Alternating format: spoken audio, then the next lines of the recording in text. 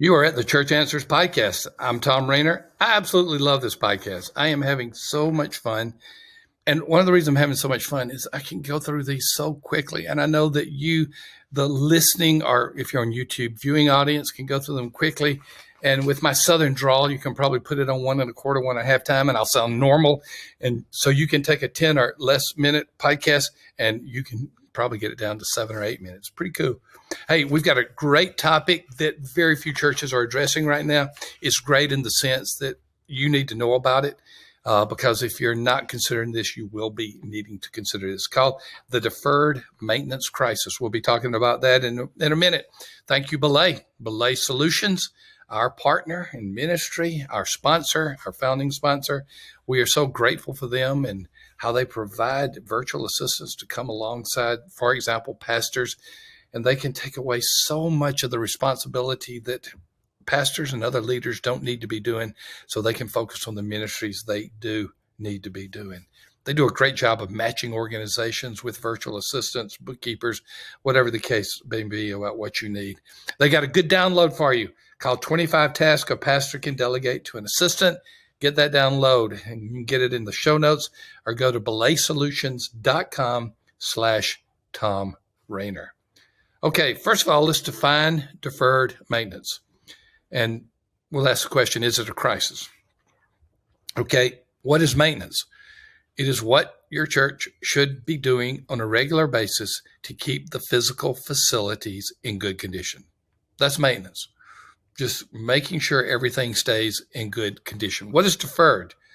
Deferred means you're putting it off. Why do churches put off maintenance? There are two primary reasons. One is the cost, and the other is the lack of awareness. They don't know that they should be keeping certain aspects of the church going. Sam, my oldest son, is a pastor in Florida. They don't have a deferred maintenance crisis because they knew that this was coming, but he's in Southwest Florida. And you know something churches need in Southwest Florida? They need air conditioning. And they have some very old units that are going to have to be replaced at a big cost. Fortunately, they're able to do it because they were prepared for it. But the point is, many churches are not prepared for deferred maintenance. And if you're not prepared for deferred maintenance, all of a sudden you're going to have to replace a roof, you're going to have to replace HVAC. You may have infrastructure issue within the floors or the walls. The list could go on and on and on. And you're going to be hit with this big bill. And many churches simply cannot afford to pay the repairs and the maintenance because they've waited so long. One of the outgrowths of this is, a lot of churches are being adopted or acquired because they can no longer keep the church going. One of the issues is deferred maintenance. They cannot keep the repairs up. I've recently heard of 2 different churches that were about to be adopted that the other church that was adopting them said, no, we're not going to adopt them because it's going to cost us so much in deferred maintenance. We don't have the cash for what they need when they actually did an inspection of the church. So that's just another thing. That particular facility, those 2 will probably never be used as a church again. And there'll never be that outpost in that neighborhood for those 2 churches because the churches did not keep their maintenance going. So let's get back to, the why behind it. Again, the why is you don't want to spend the money or you are just simply not aware of it. Here's something that I would just incredibly emphasize to you. Find you someone who can tell you what you are facing in the future. We have relationships with a couple of outstanding people in this area. One is a design build firm called Brown Church Development Group. We'll put them in the show notes, and they can do so much for your facility, and they can help you look and see what your deferred maintenance will be too. Another one is our friends at Smart Church Solutions. They work almost exclusively on the existing facility, not on building new. And so you got both of those 2 who are good friends of ours. We'll see them in the show notes. Brown Church Development Group and Smart Church Solutions. Either one of them can help you to identify this deferred maintenance issue. But the point is this: once you get to the point that you are taking care of your church and getting it back to the level that it should be, keep the money coming. Keep the spending coming. Keep the maintenance coming. You are not eliminating an expense when you fail to do maintenance. All you are doing is deferring it. And here's the thing about deferred maintenance. It's not like we should have done $10,000 of maintenance this year and we'll put it off to another year. Because you put it off, it gets worse, and that $10,000 becomes more expensive, maybe $15,000 or $20,000. Putting off maintenance is not only something that will cause a big bill to show up at some point, but it's bigger than it would have been had you been taking care of it point by point. Now, I realize that some churches are fortunate enough to have people in the church that understand this and that they're looking for how we can take care of our church and how we can make certain that the maintenance is taken care of so it is not deferred.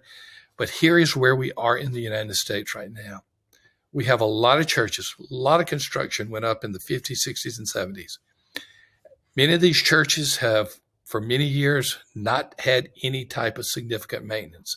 As a result, we're now seeing a deferred maintenance crisis. And what that means is churches are going to have to perhaps lay off staff. They're going to have to shut down ministries.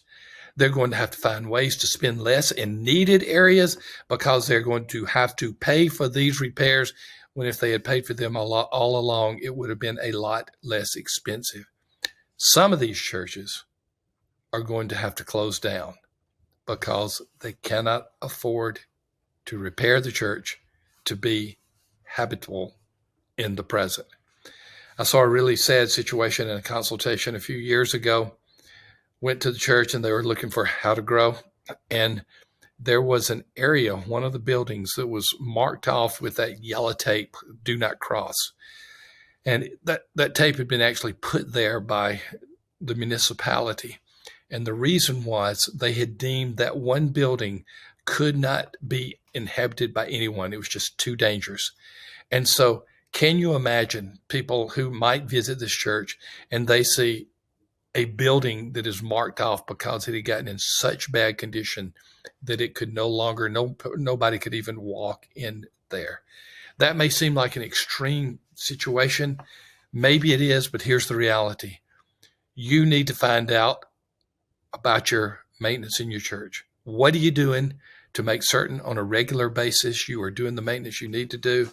Once again, contact our friends at Brown Church Development Group or Smart Church Solutions and get some information from them about how you can get your maintenance in the right direction. Most churches need experts. I'm not the expert in that area. I can just tell you that I have seen the results for churches that did not maintain as they should. I hope this is helpful. Not always the most pleasant of topics, but something that I hope will inform you. Our goal is to give you something pithy, quick, and hopefully informative. And we're able to do so because of Belay Solutions. You've heard about them many, many times. They've come alongside us so that you can have virtual assistants come alongside you to take much of the work of ministry off of you so that you can do the things that you are called to do. Once again, let me remind you of their resource that you can download for free. 25 tasks a pastor, or any leader for that matter, can delegate to an assistant. You can get that at belaysolutions.com/Thom Rainer, or you can click on the show notes. Once again, as always, thank you for being a part of the Church Answers podcast. We are here to serve you. We'll see you in the next episode. Hey, folks, this is a PS to our podcast. We got some exciting stuff that we want to offer you absolutely for free. Sam, when you think about predictive factors in a church's growth, if you take out demographics, what are some things that come to mind? Just two. I mean, don't give me a list of 10. Just two or three things that come to mind on predictive growth of a church. Well, evangelism and whether the church is doing it or not. Bingo. And then I will add, is it an ongoing evangelism emphasis? Double bingo. And maybe something about leadership and their commitment to that. So all of the above. Evangelistic churches have evangelistic pastors. Is the staff, is the lead pastor doing the work themselves? We have a free download for you, and it's actually a sheet that you can self-score. You answer 20 questions, anywhere from strongly disagree to strongly agree. and we come back and we predict what your growth rate is going to be for the next year in worship attendance. It's not a perfect tool, but it's a good tool. There's a link to that for the attendance predictor. Look in the show notes. You'll absolutely love it. That's cool. We'll see you soon.